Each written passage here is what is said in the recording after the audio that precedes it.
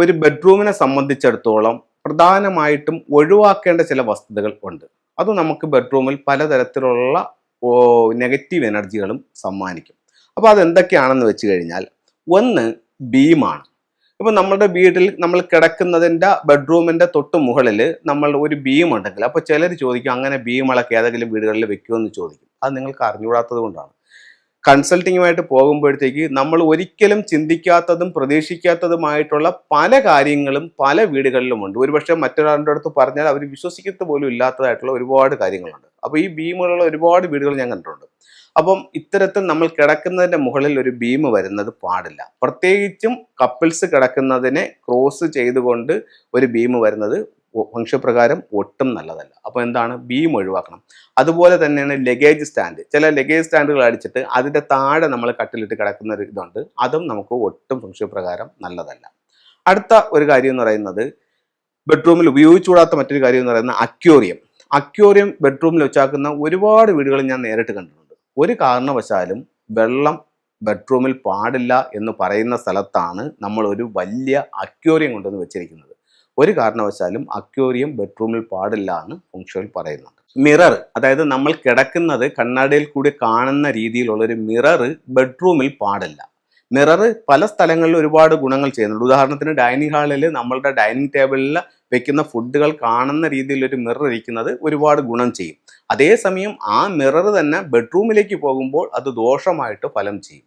അപ്പോൾ മിറർ നല്ലതാണോ ദോഷമാണോ എന്നുള്ളതല്ല ഇവിടുത്തെ വിഷയം, അത് എവിടെ ഇരിക്കുന്നു എന്നുള്ളതാണ് നമ്മളുടെ വിഷയം. അപ്പോൾ നമുക്ക് ബീം പാടില്ല, അക്വേറിയം വെള്ളം പാടില്ല, അതുപോലെ തന്നെ മിറർ പാടില്ല. അതുപോലെ ഇലക്ട്രോണിക് സാധനങ്ങൾ, ഇപ്പം TV, അതുപോലെ തന്നെ ലാപ്ടോപ്പ്, പിന്നെ കമ്പ്യൂട്ടർ, അങ്ങനെയുള്ള ഇലക്ട്രോണിക് സാധനങ്ങൾ ബെഡ്റൂമിനകത്ത് പാടില്ല എന്ന് ഫെങ്ഷുയിൽ പറയുന്നുണ്ട്.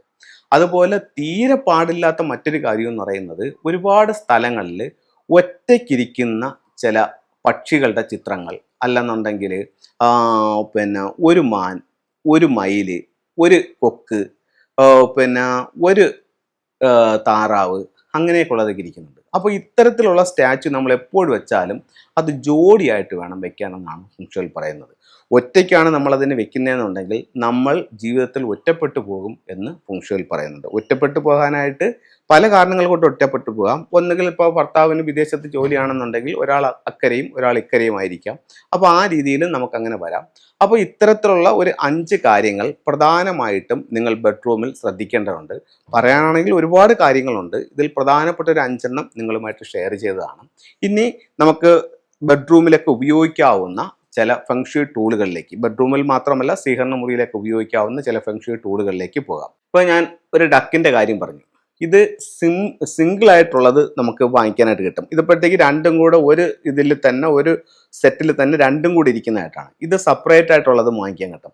അപ്പോൾ ചിലർ വീട്ടിൽ 2 വാങ്ങിച്ചു വെച്ചിട്ട് ഒരെണ്ണം കുട്ടി എടുത്ത് തറയിട്ട് പൊട്ടിച്ച് കളഞ്ഞു, അല്ലെങ്കിൽ ഒരെണ്ണം ഒടിഞ്ഞു പോയി എന്നും പറഞ്ഞിട്ട് ഒരെണ്ണം ഒഴുക്കി കളഞ്ഞു, ഒരെണ്ണം വെച്ചാക്കുന്ന വീടുണ്ട്.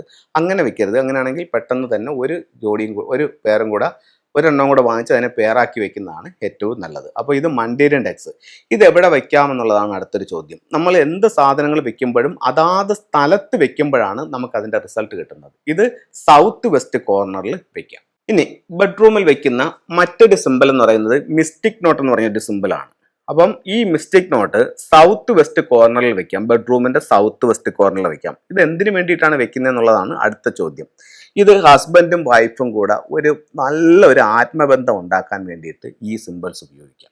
ഇത് വെക്കാവുന്ന മറ്റൊരു സ്ഥലം എന്ന് പറയുന്നത് ബെഡിൻ്റെ അടിയിലിട്ട് നമുക്ക് കിടക്കാം. ബെഡിൻ്റെ അടിയിൽ എന്ന് പറഞ്ഞാൽ കട്ടിലിൽ മെത്ത പൊക്കി അതിൻ്റെ അടിയിൽ വെച്ചിട്ട് നമുക്കിതിട്ട് കിടക്കുന്നതും ഇവർ തങ്ങളിലുള്ള ഐക്യത്തെ കൂട്ടും എന്ന് ഫെങ്ഷുയിൽ പറയുന്നുണ്ട്.